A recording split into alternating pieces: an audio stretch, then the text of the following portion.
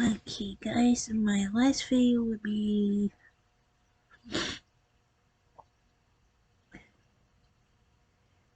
how they caught serial killer Ted Bundy. A young woman walks down an alleyway on her way home from college, illuminated only in small puddles of light by the lamps above her. Little does she know that a man will be waiting for her as she emerges into the car park.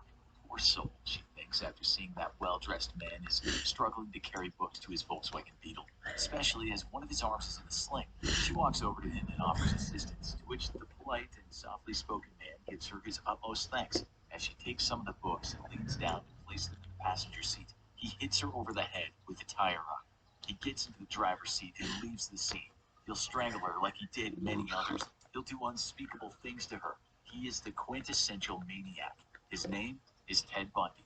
The scene we've just described to you was the modus operandi I saw of the this movie of particular it serial killer. Well, on Netflix.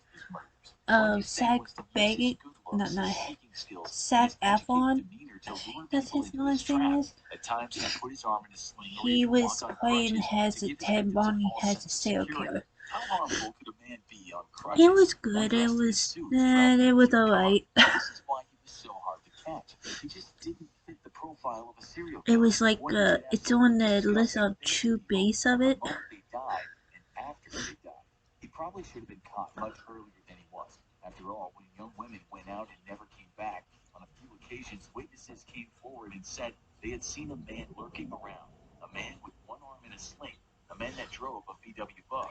22-year-old Brenda Carol Ball was last seen talking to a guy in a car park who had brown hair and an arm in a sling. Soon after, Susan Elaine Rancourt went missing, never to return. Two people came forward after that and said they'd been approached by a man who wore a sling. He'd asked them for help putting some books into his car, a VW Beetle. Then, on June 11th, 1974, University of Washington student That's when Georgianne my mom Hawkins was went born. missing. Her body would never be found. We know that she'd been with her boyfriend and she left him after midnight. On her walk home to her sorority house, she was spotted by a male friend who was driving a car. He shouted out the window, "Hey George, what's happening?" She chatted with him for a minute or two and expressed that she was a bit nervous about her upcoming Spanish exam. Later, witnesses told the cops that they'd seen some guy skulking around in an alleyway close to Hawkins's, a guy whose arm was in a sling.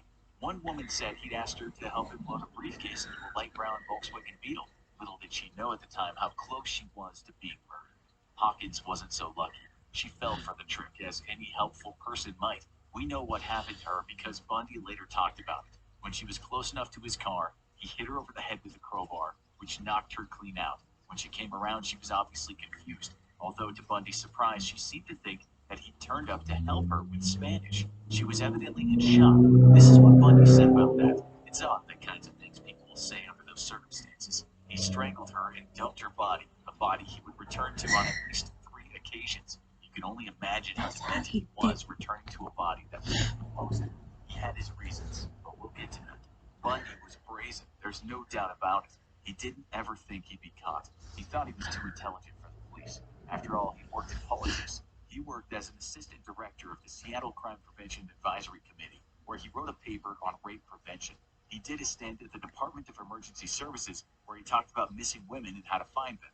And that's likely why Bundy didn't have any qualms about returning to the alleyway from where he picked up Hawkins. The day after the abduction, he was there at the same time as the police, hiding in plain sight as he picked up one of the girl's shoes and her necklace. If he wasn't picking up girls in a car park or close by one, he was sneaking into basements while they slept and then bludgeoning the victim with some kind of iron bar. Bundy was like the boogeyman, a serial killer that crawled through windows and viciously attacked people while they were at their most vulnerable. But he was also a con artist. He played confidence tricks and he was very good at it. Investigators knew that when girls went missing, at times a man was seen with an arm in a sling, a man that owned a VW Beetle. Surely Bundy was easy prey for that. How many VW Beetles were there in those areas when the abductions happened? Areas dotted around the Pacific Northwest. The reality was Bundy's reign of terror was only in the early stages. The public and police were worried, that's for sure. Young folks stopped hitching rides, and many became fearful of talking to strangers or leaving their windows open at night. Those with most to fear were young white women. Bundy's victims were almost always in their late teens or early 20s. They were Caucasian, and most of them were attractive. They studied at university and were said to be intelligent and gifted students. Another thing was the fact that each girl disappeared at a college where construction work was going on. Could the disappearances be linked? Wondered investigators. They just didn't know. They had very little forensic evidence to work with, and there were no bodies. That didn't mean the cops thought the girls had just taken off someplace. Nothing about their personalities and state of mind suggested that. Only weeks after Hawkins went missing, two women were abducted in broad daylight at Lake Sammamish State Park, not far from the city of Seattle. Bundy had first approached 5 women in the park, and in what they later described as a Canadian Volkswagen Beetle. 4 of them said no, but one followed him to his car. Thankfully, she ran away when she became aware that there was no sailboat. That day, Bundy managed to enlist one woman for help, and he later abducted another close to a restaurant. Both would die. Did he kill one in front of the other? He once said that that was true, but close to his execution date, he recanted that terribly bleak detail. This is not a story about his crimes, though. What we want to know is how the hell did the police not get closer to Bundy, seeing as he was using the same car, the same sling trick, and so the same modus operandi? Exactly. He even told the girls that escaped that he was named Ted. What more did the cops Like a need? giant Wayne Casey, how the cops don't even caught him or They Ted at least Bundy. now had good description of this Why? Ted guy. It did quite look like him. In no time at all, this sketch appeared in many newspapers and was shown on TV. Remember that we said Bundy worked at the Department of Emergency Services? Well, one of his co-workers there saw the sketch and heard about the Volkswagen Beetle, and she knew she was looking at her colleague, Mr. Bundy.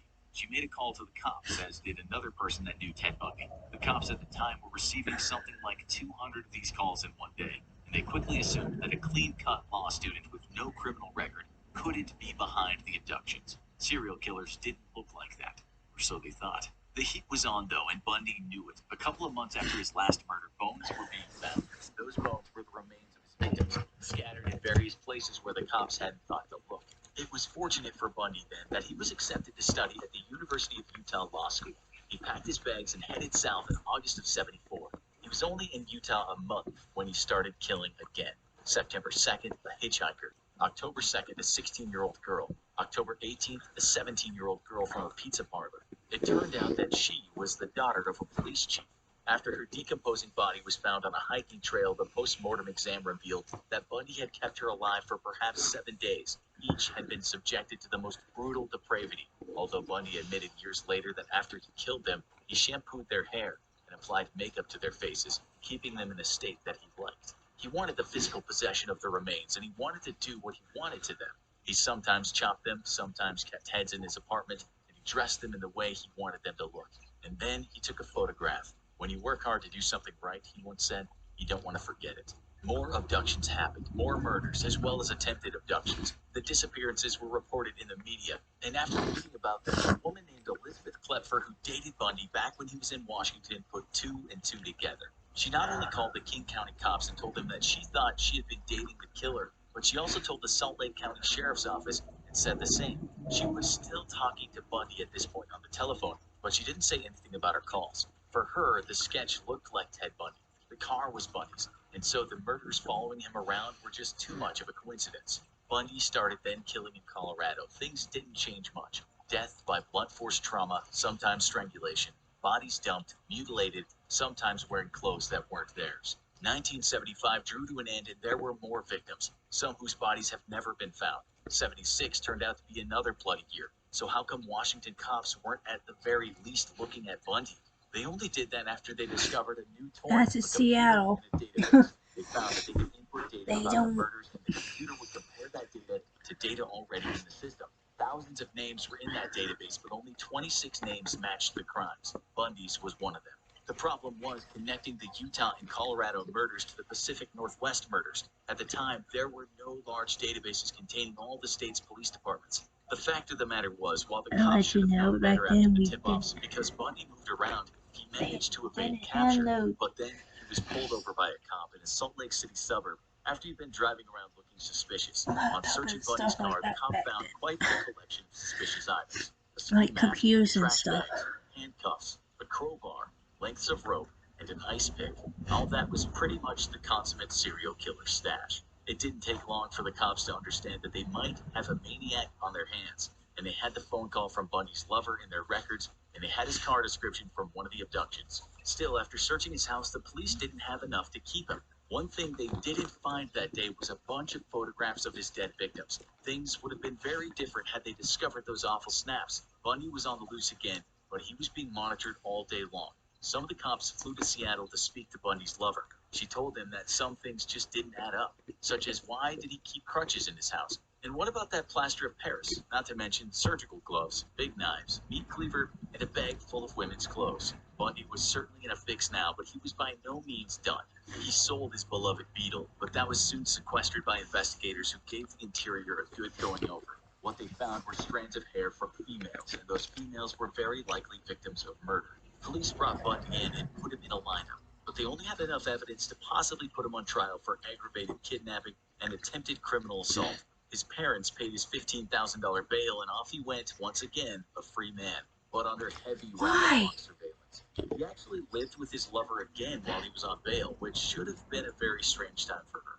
At this point, the lead investigators from Utah, Washington, and Colorado all finally got Is together this and how they shared their did back stories then in and the what different evidence they had. states? They were Like, pretty darn sure that they had a serial killer on their hands, and an utterly depraved one at that. Before they could why get him they for can't murder, though, not he keep him faced in the trial for jail? kidnapping and assault. He was found guilty and sentenced to 1 to 15 years in the Utah State Prison. While in there, he was charged with just one of the murders. Bundy was a desperate man around this I time, don't likely get knowing it. that his crimes or most of them would catch up with him, and he'd be looking at the death penalty. He chose to defend himself, and because of that, he didn't have to wear handcuffs or leg shackles in court. On one of those court appearances, he managed to convince the court he needed the library, and he leapt from a window. He actually survived for 6 days around the wilderness of the Aspen Mountains, but was eventually picked up by the cops. The case against him for that one murder was actually quite weak, but it seemed that Bundy believed they would get him.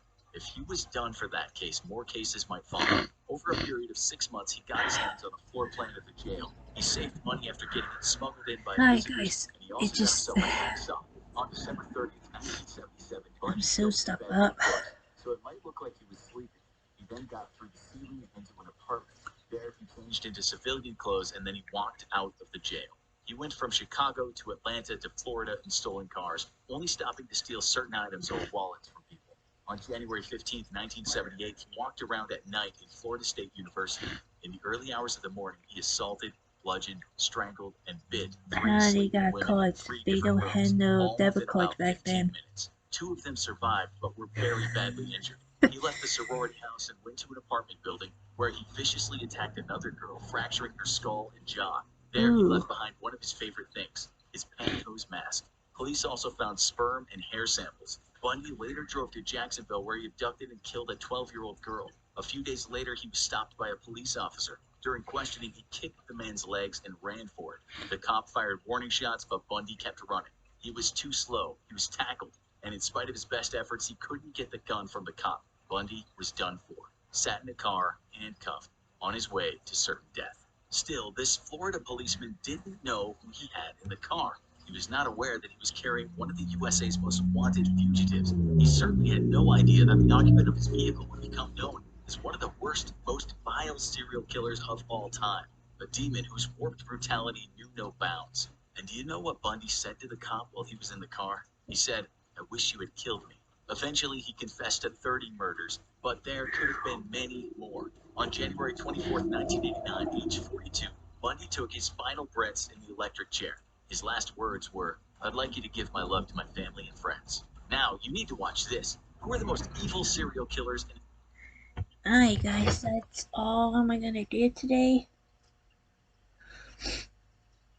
So I will see you tomorrow, so keep walking along and bye.